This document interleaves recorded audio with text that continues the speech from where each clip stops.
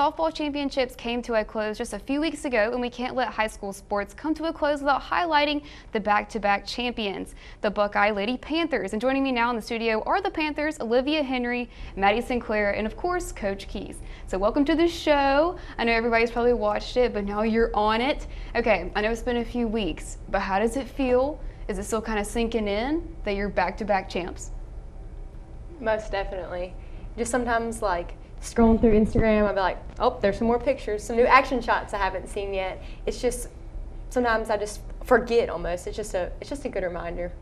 And so obviously, like, I know because I just talked to y'all about how cool is it to have a cute little panther that has like state champions on it, because you're the only team that has it. So is it cool to be able to like drive to school every day and see that? Oh yeah, it's a good reminder of how invested our community is.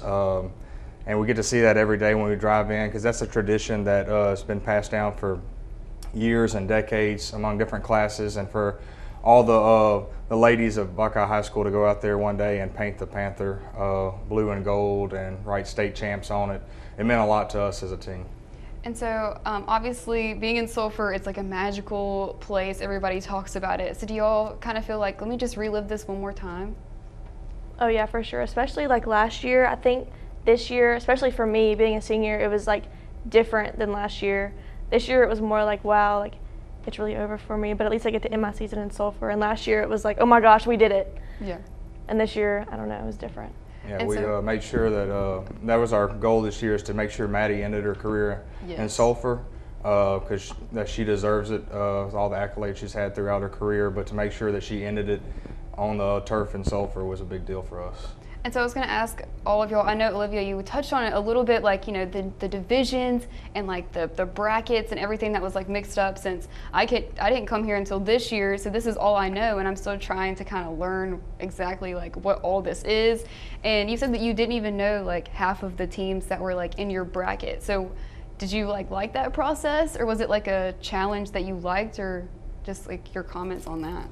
I kind of liked not knowing who we were playing. I mean, he usually gives us like a scouting report of the team, so we kind of have like a gist of the competition. But sometimes, like, if you know too much about the opponent, it like gets in your head. So I think just going in there and playing our game was definitely like to our advantage.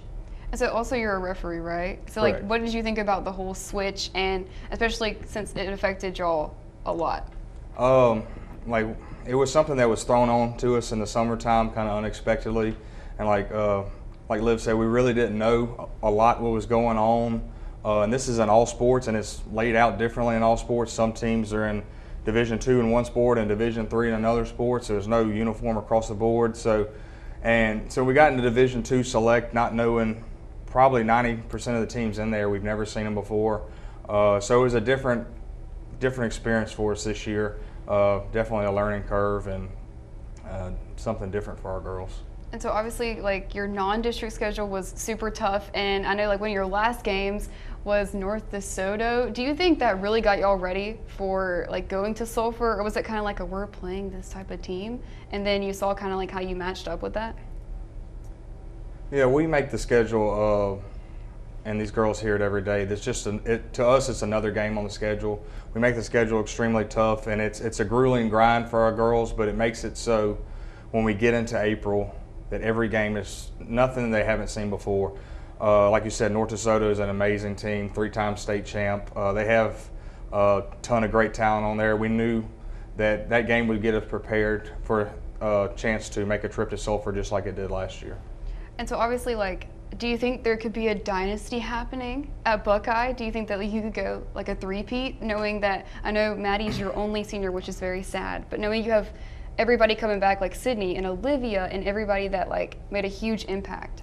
Yeah, and we try to look at different things. Dynasty is something we're not really going to talk about. At Buckeye, we want to try to leave a legacy. Dynasties come and go, dynasties fall. We don't want that to be our history. Our history, we want to be able to walk in, leave a legacy, and be a light for the community. So Olivia, are you ready for the pressure of being at the top again? Oh yeah, I love it. I love the challenge. I'm a competitor, so I always like a good challenge. And Maddie, I might not see you before you go to college, but I want to wish you so much luck before you play on the next level. But thank you all for coming and joining us on Sports Night. Congratulations again, and hopefully we'll see you back and you get a three-peat. Thank you. Thank you so much. Thank you. Coming up on Sports Night, what a weekend.